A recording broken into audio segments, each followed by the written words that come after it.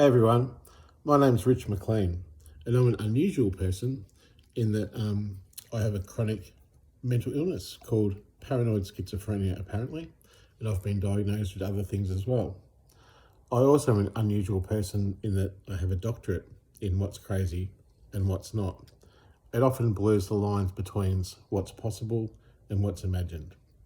I'd just like to say a statement that just the fact that I have been given this diagnosis doesn't exclude that a conspiracy is actually happening when it comes to me, who's a targeted individual of the government.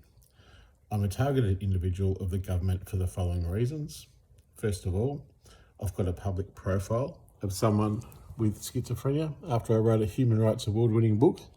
And I also have the PhD, which is a reason why people try and knock me down. In addition to that, my former partner was a worker for ASIO, the Secret Service. And the government are now protecting him and the settlement he owes me in favour of throwing me under the bus and exploiting me for mental illness. It's been a difficult journey for me because I've been profiled by the Australian government and I can't get justice in any government department. Further to that, I'm a failed whistleblower, I can't get a lawyer, and I can't go to police for any of my justice issues. Now, it's been so difficult that in 2021, I attempted suicide. It was deemed fatal and a lethal injury, but now that tragedy's been whitewashed and I live with some memory problems because of the acute loss of my blood. There's a cover-up about the tragedy at the Mental Health Complaints Commissioner, the Health Complaints Commissioner, the police, IBAC, NHPOPC, APRA, and the State Ombudsman, with Ben Calder throwing it out. This is difficult for me because I've been financially abused in other ways too. Obviously, I didn't get a settlement for that, but that's still outstanding. There's another settlement outstanding of my former partner, an ASIO employee, Steve Isonides, who is being protected by the Australian government under ASIO's laws. And he had $1 million in super. He clearly owes it, at least half of that, to me, as per the law. But the law doesn't work for some particular people, such as me. So that's another way I've been financially abused. Another way I've been financially abused is that I've, after my PhD, I ran a business doing artist life coaching for people on the NDIS, and I became unwell when my own child sexual abuse case was thrown out by a magistrate as doomed to fail. Colourful language for a sexual abuse survivor. Anyway, I got unwell because I was triggered by my own clients' sexual abuse issues, and I knew I was framed and it rendered my work illegitimate. So I took a break, and instead of my HCF income assist kicking in, which has never paid years after, 2.5 years after, and now I've been banned from contacting them, my work cover hasn't paid either. Now, it's been a delay, deny, defer methodology of the Australian government in order to financially redact all prosperity from me. That's still outstanding, and it's currently held up at the at the AAT, and they're rejecting my work cover on account of, quote, I'm not an employee for the purposes of the SRC Act. But you see, I'm also a failed whistleblower, and the federal court, when they got back to me and rejected me, inadvertently acknowledged that I was an employee of the Department of Social Security. So if my case fails at the AAT 2.5 years after I should have got compensation, then I get to appeal to the federal court.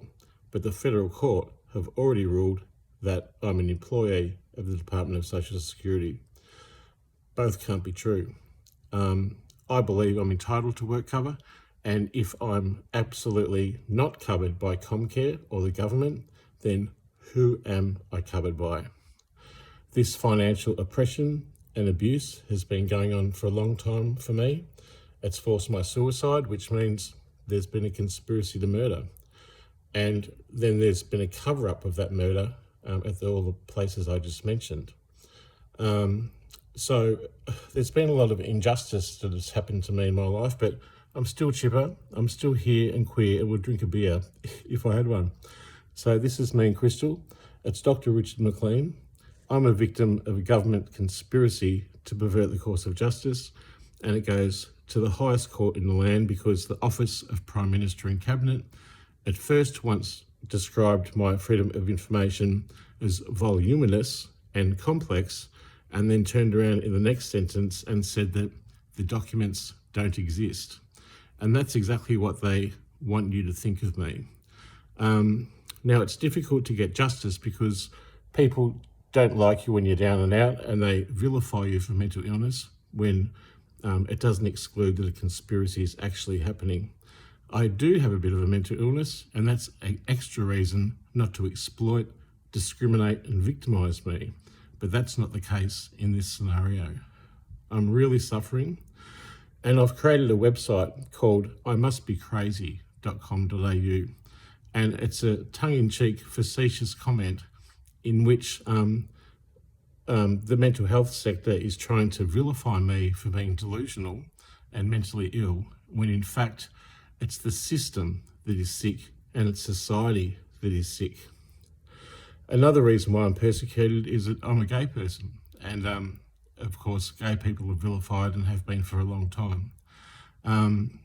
So I'm just summarising here. It's Rich and Crystal. I've made a website called imustbecrazy.com.au.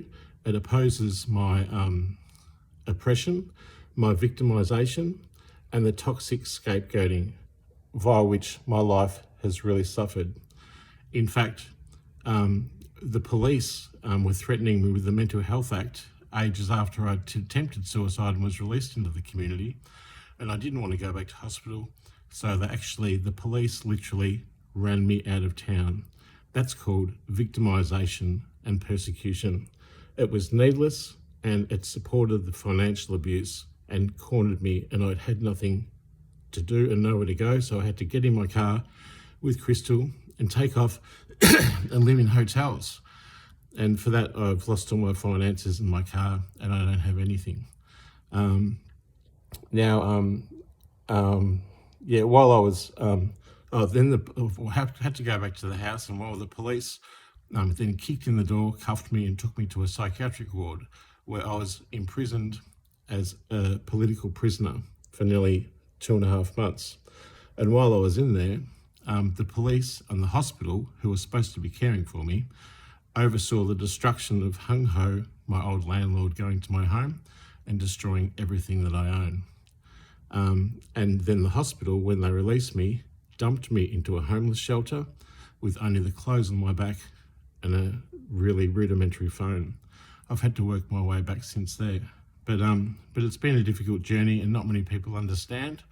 I've tried to summarise just here what's been going on for me. There actually is a conspiracy to pervert the course of justice, and I've presented the evidence that doesn't necessarily say there's a conspiracy, but it renders the phenomenon of my victimisation, and that's a provable thing.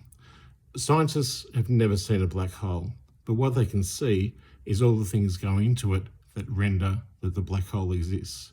Likewise, there is a conspiracy to pervert the course of justice, and it's detailed just in the following such as ways: the Office of Prime Minister and Cabinet refused my information, ASIO protects my former partner in vilifying me, AGIS won't investigate ASIO and my former partner, I'm banned at AFCA, I'm banned from communicating at Comcare, I'm banned at WorkSafe.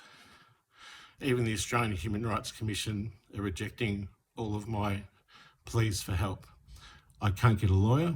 I'm a failed whistleblower at the Attorney General's office and at Health Department, and also the NDIS.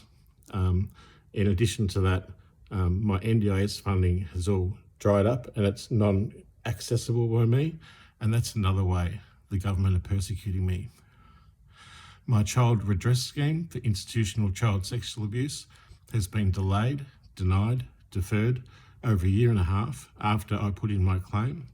and they are still allowing me to live in poverty with having to beg for food and money whilst they delay, deny, defer the justice and any potential compensation.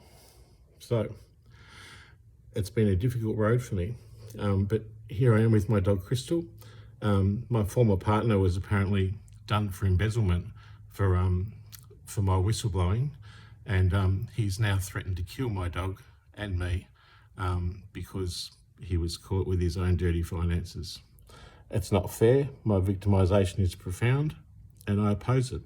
I invite you to go to the website imustbecrazy.com.au, and if you can invest in my justice, my PayID is 0400 639 248, and I will repay you back when my prosperity eventually lands.